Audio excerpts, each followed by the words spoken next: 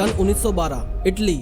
एक पुराने महल की लाइब्रेरी में धूल से भरी एक अजीब किताब मिलती है। पहली नजर में वो एक साधारण पांडुलिपि जैसी ही लगती है, लेकिन जैसे ही लोगों ने उसके पन्ने पलटने शुरू किए, उन्हें एहसास हुआ कि ये कोई साधारण किताब नहीं है। उसमें सैकड़ों पन्ने थे। हर पन्नों पर अजीब चित्र बने थे। ऐसे पौधे जो पृथ्वी पर कहीं मिलते ही नहीं थे, ऐसे तारे जिन्हें किसी खगोलीय नक्शे से नहीं जोड़ा जा सकता, और ऐसी भाषा जिसे आज तक दुनिया का कोई इंसान समझ नहीं पाया। इस किताब का नाम था द वॉयनिच मैन्यूस्क्रिप्ट।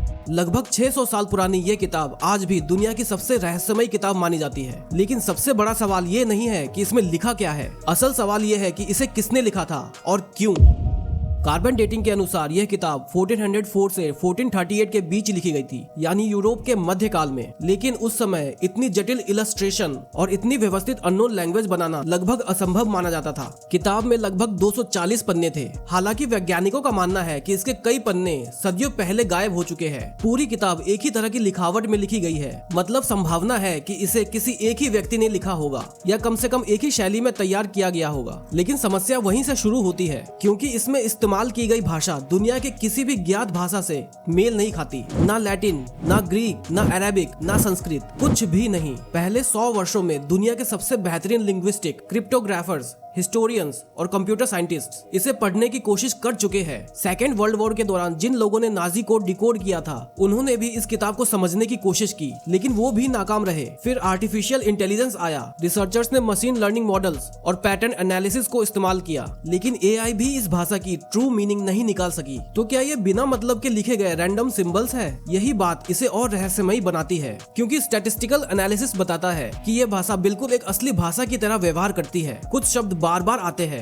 कुछ सिर्फ खास जगहों पर दिखाई देते हैं। सेंटेंस की लंबाई भी एक नॉर्मल भाषा जैसी ही है। अगर ये धोखा होता तो इतने सारे नियम अपने आप बन ही नहीं सकते थे। फिर इन चित्रों का क्या? किताब का पहला भाग अजीब पौधों से भरा है, लेकिन आज तक कोई भी बॉटनिस्ट इनमें से एक भी पौधे की पहचान नहीं कर पाया। दूसरे भाग में आसमान, तारे और रहस्यमयी गोलाकार डायग्राम है। कुछ लोग उन्हें एस्ट्रोलॉजी मानते हैं, लेकिन कोई भी पूरी तरह निश्चित नहीं है। फिर आता है सबसे अजीब हिस्सा। दर्जनों छोटी छोटी महिलाएं हरे रंग के रहस्यमयी तरल में डूबी हुई दिखाई देती है। इनके चारों तरफ अजीब पाइप और अनोखी संरचनाएं बनी है। क्या ये मेडिसिन है, एल्केमी है, या मानव शरीर का कोई प्राचीन वैज्ञानिक मॉडल? आज तक किसी के पास इसका जवाब नहीं है। एक थ्योरी कहती है कि ये एक सीक्रेट मेडिकल बुक थी, दूसरी कहती है कि ये एक एल्केमी की किताब थी। कुछ लोगों का मानना है कि ये एक बहुत जटिल साइफर है, और कुछ रिसर्चर्स अब भी मानते हैं कि ये एक पूरी तरह होक्स हो सकती है, यानी एक धोखा। लेकिन अगर ये होक्स थी तो किसी ने 600 साल पहले इतनी मेहनत आखिर की ही क्यों? सैकड़ों पत्ते, हजारों शब्द और एक पूरी नई भाषा बनाने में सालों लग जाते हैं। इतनी मेहनत सिर्फ मजाक के लिए? शायद नहीं।